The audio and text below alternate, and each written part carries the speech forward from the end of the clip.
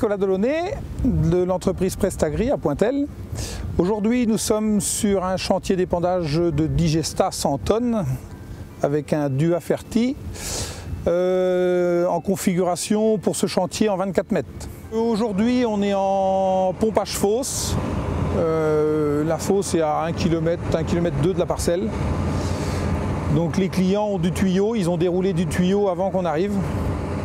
Nous, on est arrivé, on a placé notre caisson en pied de fosse. On a branché leur tuyau sur le caisson et avec le Dua Ferti, on est venu se connecter à l'entrée du champ. L'outil au travail, une fois qu'il est connecté à l'entrée du champ, au travail, il a 650 mètres de long au travail. Donc en bout d'enrouleur, on est obligé de replier les rampes au centre et de partir en marche arrière parce que c'est un outil qui a la particularité d'épandre en deux temps, si je puis dire. C'est-à-dire qu'aujourd'hui, en 24 mètres, c'est 2 chariots de 6 mètres qui sont amovibles sur les rampes devant et qu'on met en extérieur pour épandre en avançant. Et arrivé en bout, on remet les chariots au centre et on répand les 12 mètres restants en reculant. Donc voilà, la bobine elle se déroule à l'aller et on la renroule au retour. Et là, on est à des débits de chantier de 80 mètres cubeurs. Quand on est en caisson bout de champ, on arrive à monter à 100-110 mètres cubeurs. On a un ensemble qui fait 17 tonnes sur 3 essieux.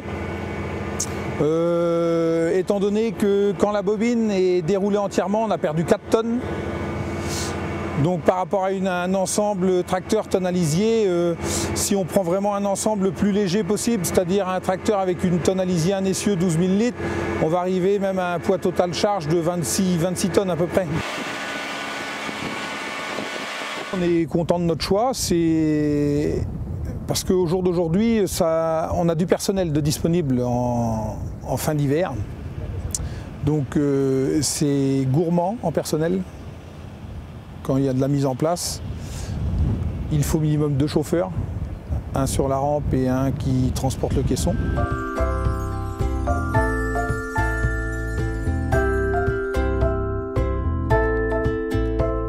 On a des terres assez groupées et nous l'objectif c'était de pouvoir épandre en direct de l'exploitation sans sortir sur la route pour ne pas gêner les riverains, non seulement pas sortir la terre sur la route, et puis éviter les tassements de sol en même temps pour nous, quoi, et pouvoir répandre dès que le créneau le permet, quoi. Voilà, on est peut-être encore un petit peu limite, mais on passerait sûrement pas avec 1 tonne dans les champs, quoi. En le faisant maintenant, on optimise au maximum l'apport d'azote du Digesta.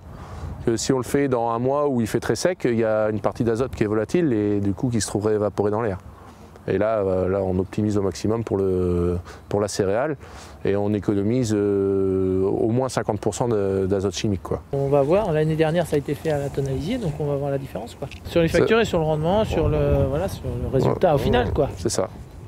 C'est de l'expérience qu'on prend, hein. Après voilà, c'est dire qu'on refera ça tous les ans, est-ce que c'est adapté à toutes les parcelles, ça on ne le sait pas, c'est l'avenir qui dira.